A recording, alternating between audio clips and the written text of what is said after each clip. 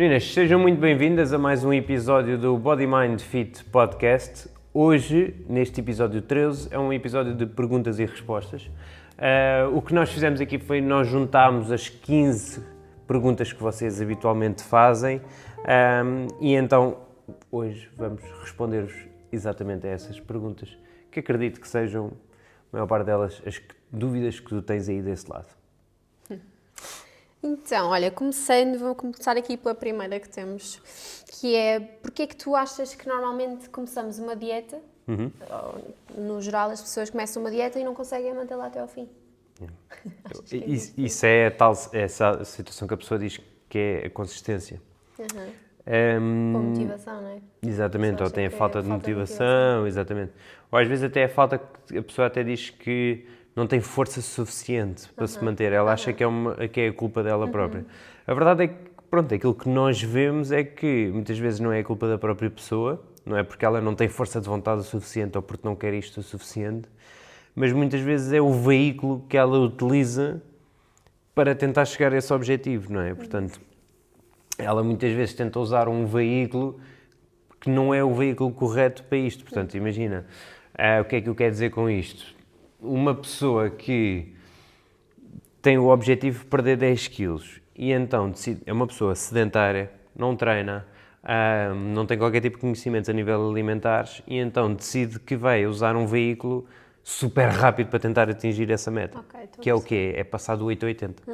Que é não, eu agora vou treinar todos os dias, vou comer 2 saladas por dia, vou cortar os hidratos à noite, pronto. E esta pessoa automaticamente quer passar do 8 para o 80, usa um veículo totalmente rápido que ela não tem capacidade para o conduzir, e o que acontece é que até se calhar pode funcionar durante uma semana, 2 no máximo, mas ao final da terceira semana a pessoa já não aguenta, porque é uma mudança totalmente radical, é uma mudança extremamente restritiva, e portanto esta acaba por ser também aqui um dos fatores que as pessoas, portanto, o veículo que usam não é o correto.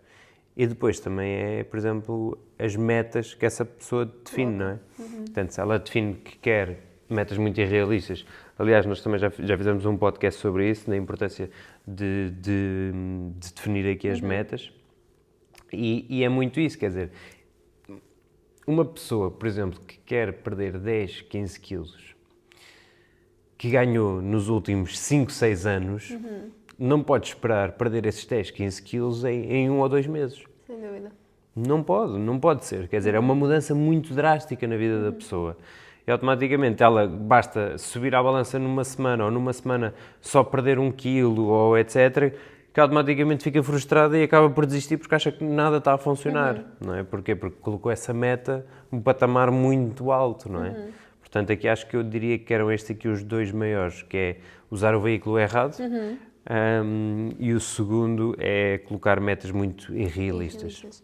Pois, e isso que tu estás a dizer em relação ao veículo que utilizam, faz-me lembrar um exemplo, que é se pensarmos, sei lá, quando pões uma criança a tentar aprender a andar de bicicleta, tu não pões a criança numa bicicleta de adultos, grande, gigante, sem apoio, não é? Tu vais com uma daquelas em que ele consegue pôr os pezinhos no chão, depois as rodas de apoio, depois uma do tamanho dele sem rodas de apoio, não é? E então eu acho que tem que ser esta a progressão. Exato. Como é para nesta situação em si, também quando queremos fazer estas mudanças na nossa vida. Exato, e não colocar o puto em cima de uma bicicleta grande e empurrá-lo e tipo, vai, anda. Depois é que eu nem chego aos pedais. Nem chego aos pedais. Estou a imaginar. Portanto, Não, mas então eu muito concordo. isso. Acho que essas duas acabam por ser assim, os maiores obstáculos em conseguirem manter algo sustentável, sem dúvida.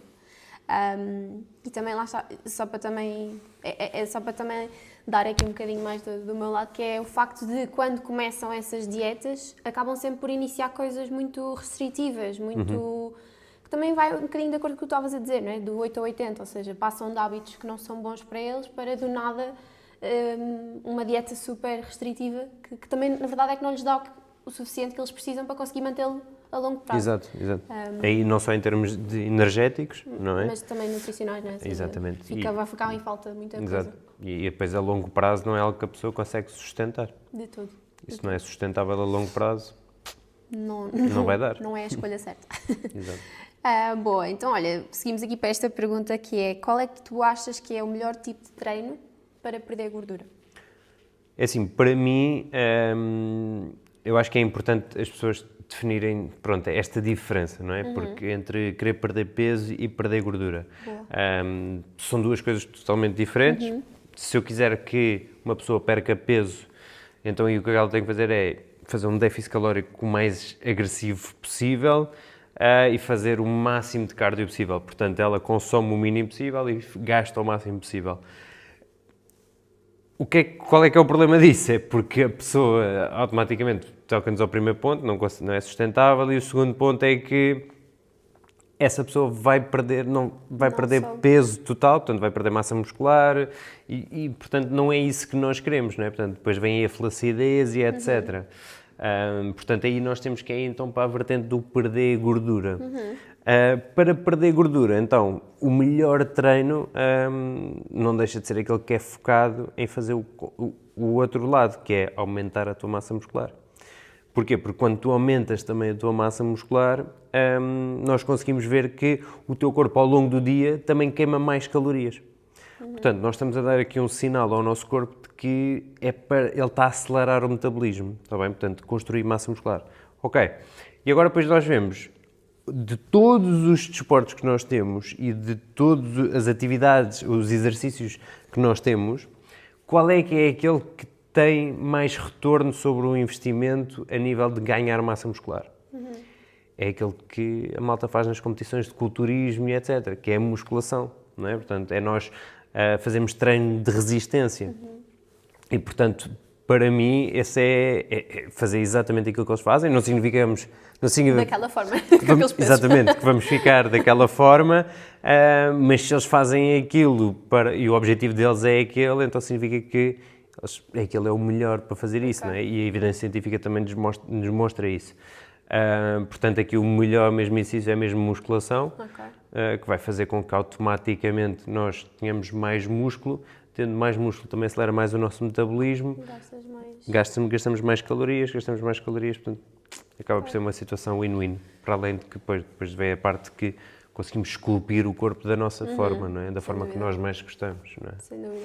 Então, se eu treino a musculação, não vou ficar com um aspecto muito musculado, ou vou? Não. Não? Não. Acho que é muito difícil. É assim, podes tentar, obviamente podes tentar.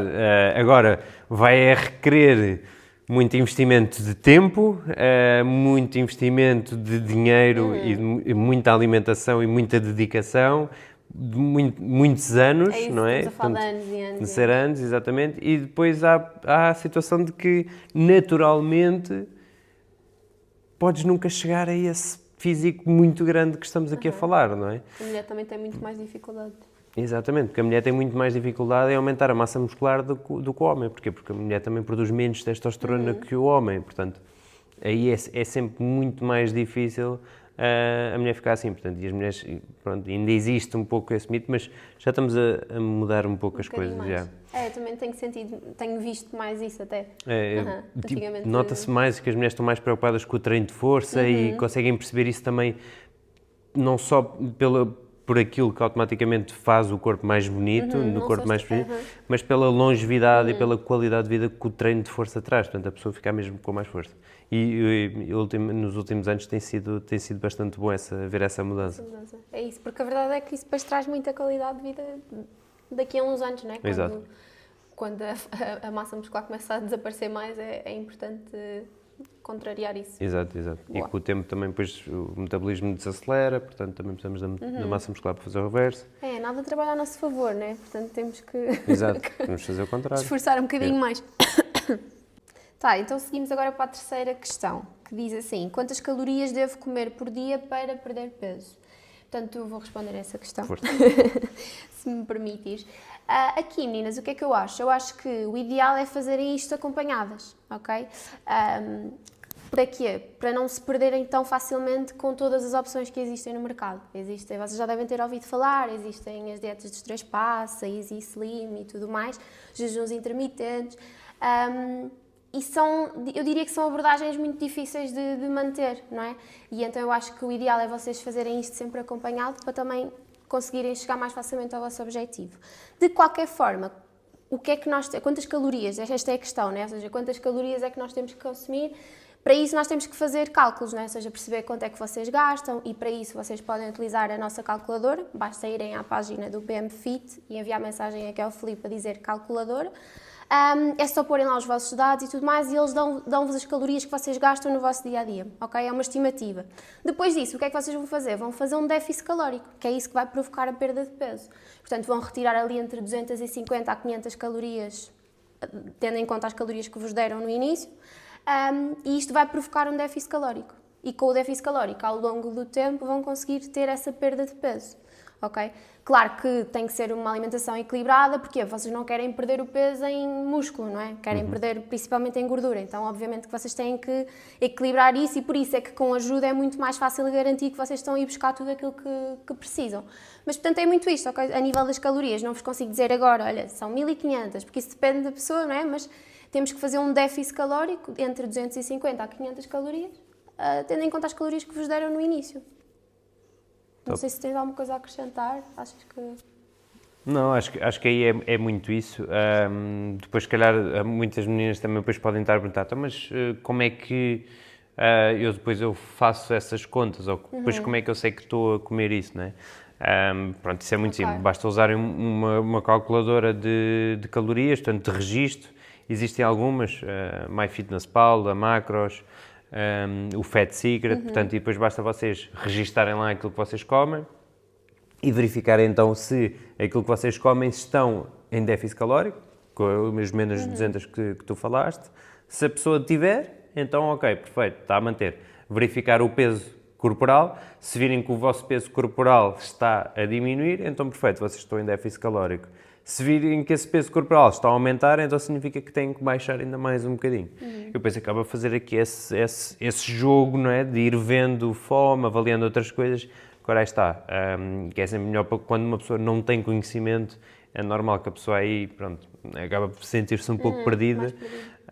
E aí, claro, pronto, aí a situação, a pessoa ter um acompanhamento é sempre melhor porque consegue aprender como é que isso se faz, não é? Sem dúvida. E eu queria só acrescentar também, porque tu disseste em relação ao facto, imagina que o peso não vai descendo, não é? Significa que temos que baixar as calorias. Eu também acho que é importante relembrar que às vezes as pessoas podem não estar a fazer a recolha da melhor forma, ou seja, às vezes não contabilizam o azeite que utilizam para cozinhar, ou às vezes usam o peso em cru e não em cozinhar, pequenas coisinhas que depois podem fazer diferença. Então eu acho que é sempre importante também primeiro avaliar se estão realmente a comer aquilo que está lá na aplicação. O registro que tem, sem dúvida, portanto, porque aqui, isso faz muita diferença. Aí já é a qualidade, a forma como a pessoa registra, não é? Aqueles erros que podem acontecer. É, porque pode ser um errozinho que do nada dá uma diferença de 300 calorias e que a longo prazo, não é? 300 calorias todos os dias, num processo de déficit calórico vai fazer muita diferença. Exato. Sem dúvida. Boa. Próxima.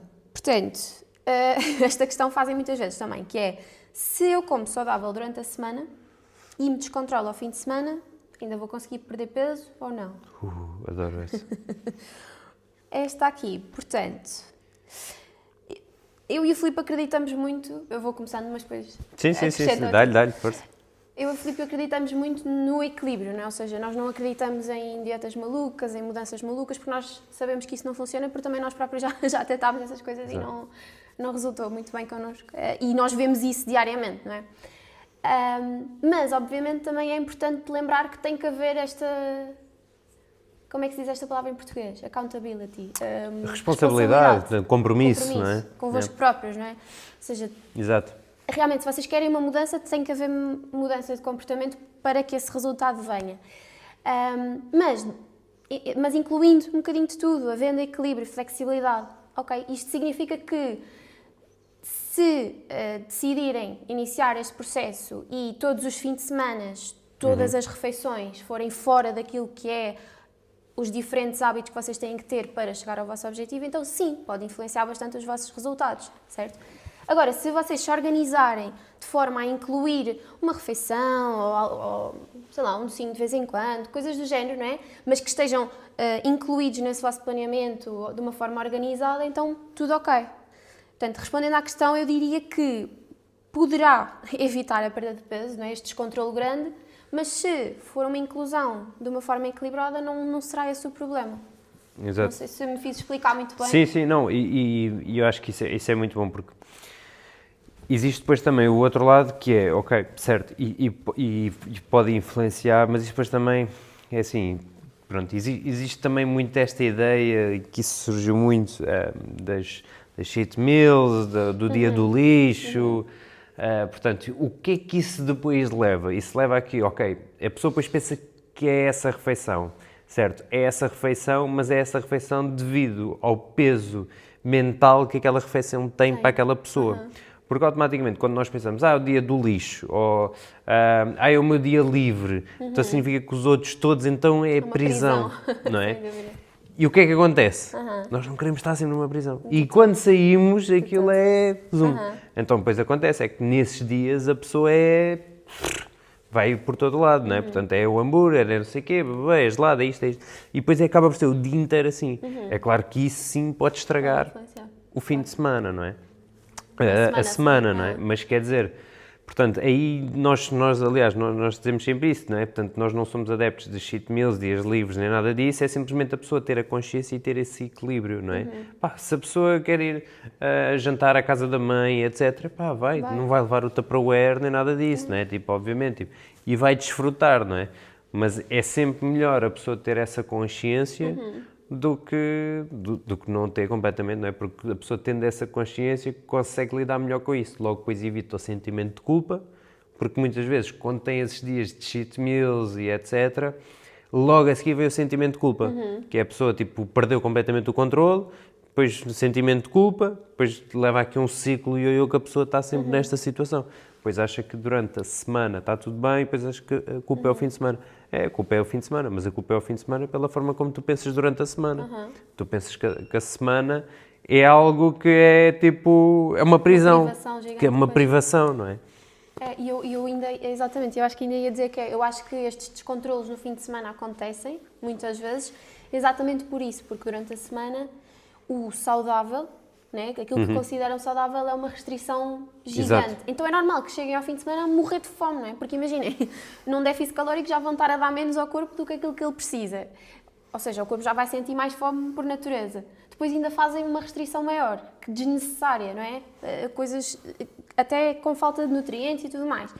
É normal que cheguem a uma certa altura que não consigam aguentar mais e haja este descontrole. Portanto, eu até diria que muitas vezes este descontrole vem porque existe uma restrição muito grande ao longo durante da a semana. Exatamente.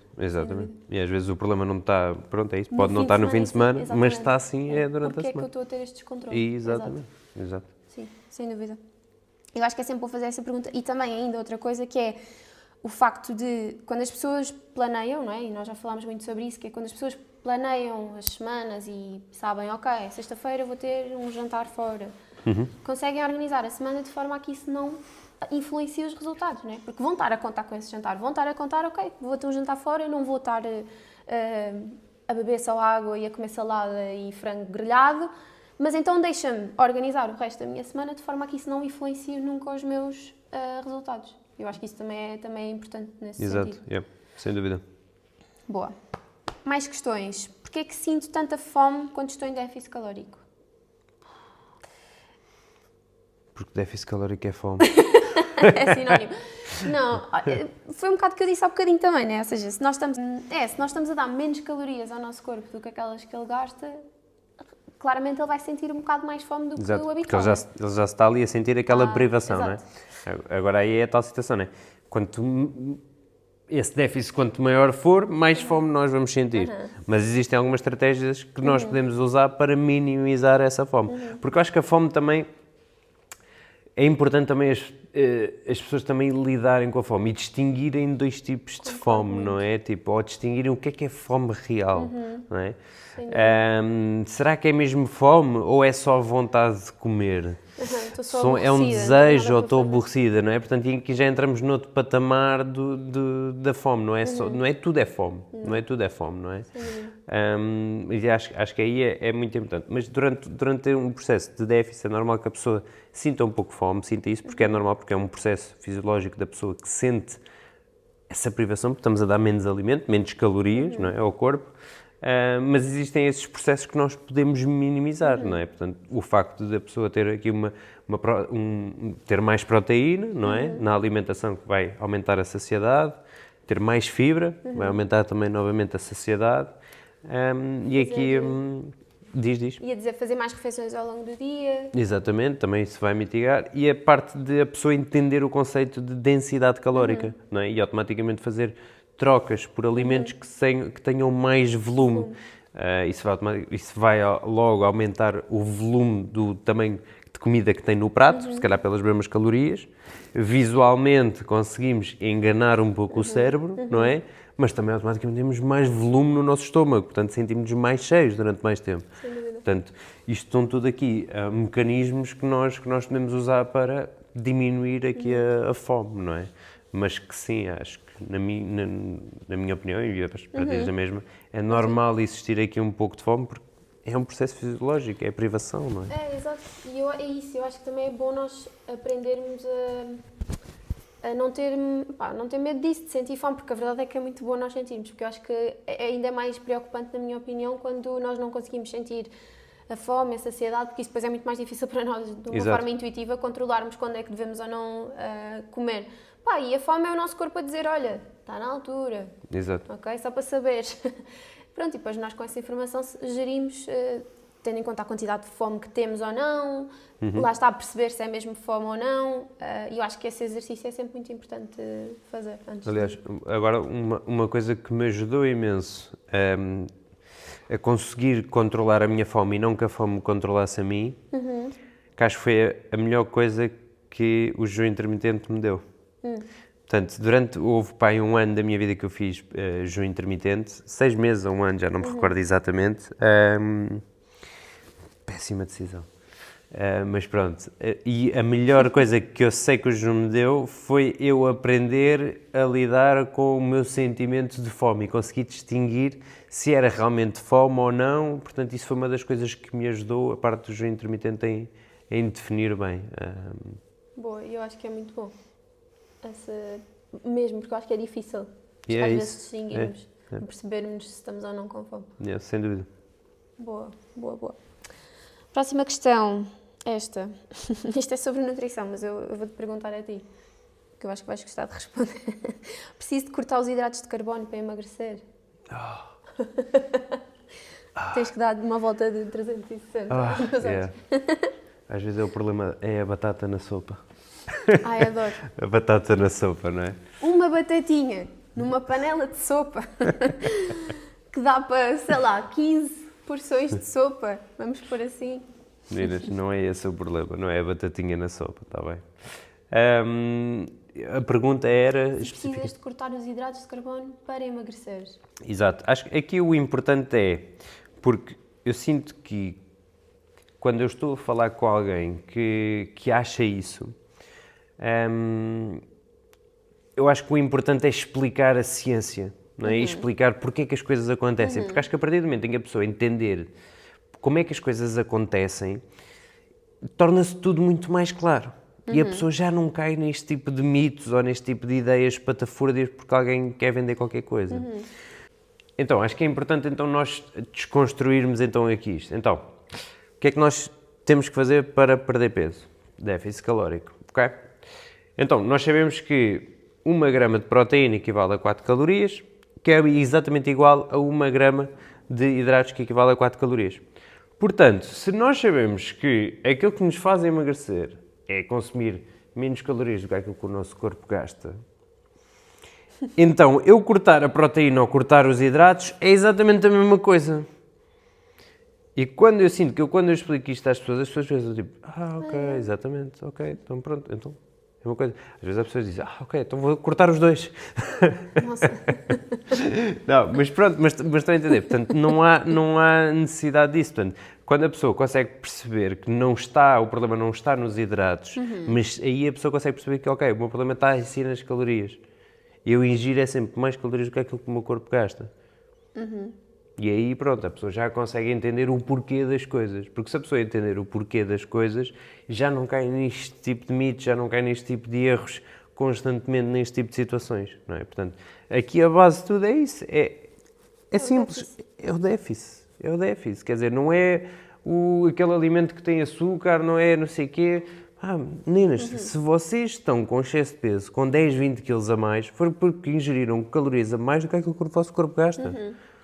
Não foi por causa do açúcar. Não é o... Exato. Não é o pão, são coisas, não é o arroz, não é o hidrato, não, é por causa das calorias. É isto, é aquilo que a ciência nos diz. Quer dizer, é simples. Só que depois as pessoas tentam ir sempre ao bocadinho e não sei o quê. Não, afinal o problema é do açúcar, não, afinal o problema é dos hidratos à noite, não é? Não é isso. É mais difícil encarar que é o déficit calórico. Exato. É mais chato ter que mudar isso do que ter que mudar só, se calhar, tirar o pão ou tirar o arroz, mas a verdade é que...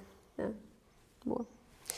E então, outra questão que está muito relacionada com esta, que é, posso comer pão e ainda assim perder peso? Portanto, a resposta é a mesma, sim. Exato. Não é? Até podias, nota para, não é isto que eu quero que façam, mas até podiam só comer pão, se fizessem menos calorias do que aquelas que estão a gastar, iam perder peso. De uma forma boa, não, óbvio.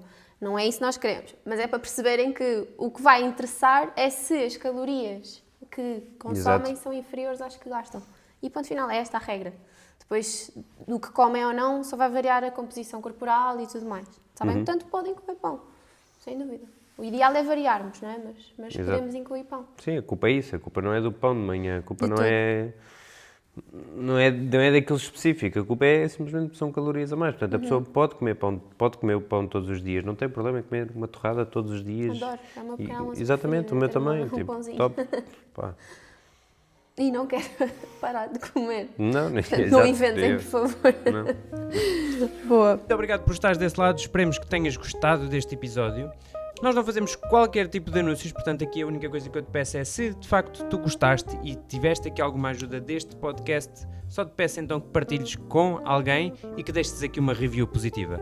Muito obrigado e até ao próximo episódio.